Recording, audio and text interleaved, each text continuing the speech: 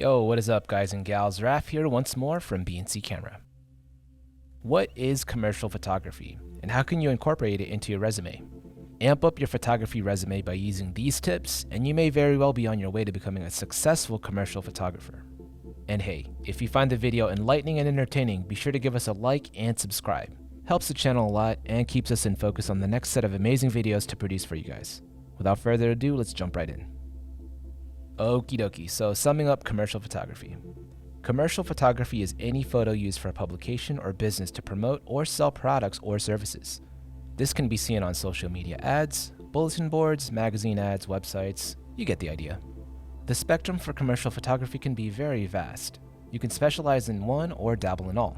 Some of those specialties can include food, fashion, real estate, jewelry, cars, portrait, products, and art. To capture these shots, you might work in a photo studio provided by the company or even do it from home and sell the photography you took. You may need to stick with the company's aesthetic and brand, and they might even give you some creative authority. You can take a photo of your product using a lightbox, where you can showcase the item in all its glory. Another approach is including a person or a group of people to give your product some life and zest. Advertising has transformed within the last 2 decades, and social media has played a significant impact on the way the markets and advertisers reach their audiences. Commercial photography is nothing new.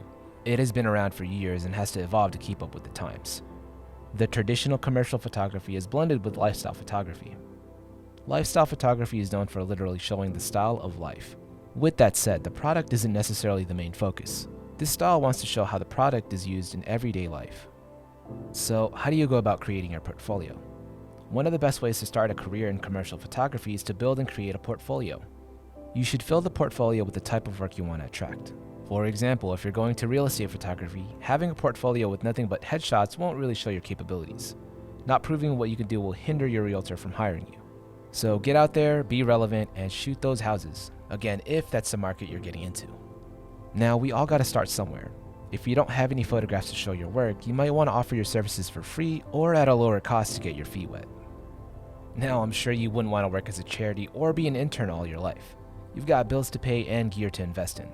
Once the time is right and you understand your worth well enough, charge accordingly and don't be dissuaded if people turn you down. Always know your worth. Alrighty, jumping off my soapbox now, another great option is to become a photography assistant.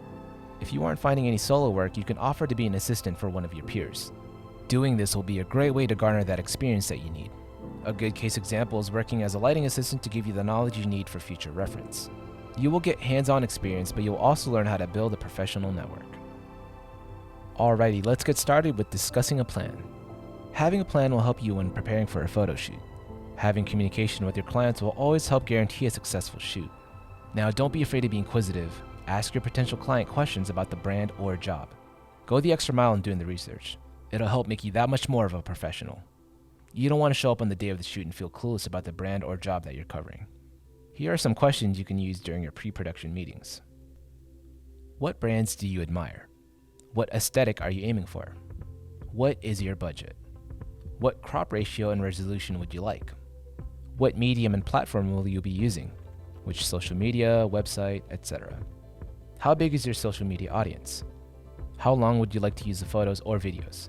Because of copyright reasons, you are essentially renting these photos out to your client. Next step to consider is gear and shooting plans.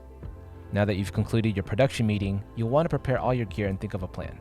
Consider your lens options, what you'll be shooting, and of course lighting. One of the most crucial steps that you definitely can't miss is your contract time. The legal contracts is what's really going to differentiate you and make you stand out as a professional.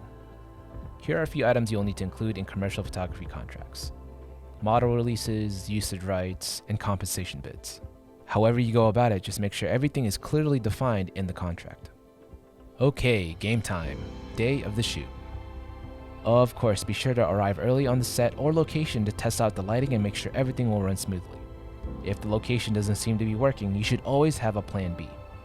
Once your clients show up on set, be sure to have ample communication with them throughout the shoot.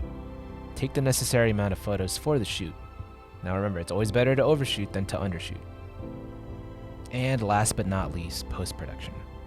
Now, depending on the client and what they need, be sure to have the proper post-production programs that'll get the job done. You'll be utilizing Photoshop for major overhauls and manipulation of the imagery.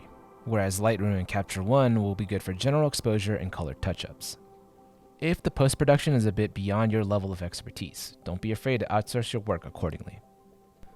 Once the final product has been delivered, be sure to thank your client for having you aboard and have them recommend you to others. Keep building that network, and in no time you'll be eyeballs deep with work and ultimately enough, the big bucks. As always, if I missed something or you do happen to have a solid point of your own having done commercial work in the field, be sure to comment and sound off in the comments section down below. Thanks again for tuning in. This is Raf from BNC Camera, signing off.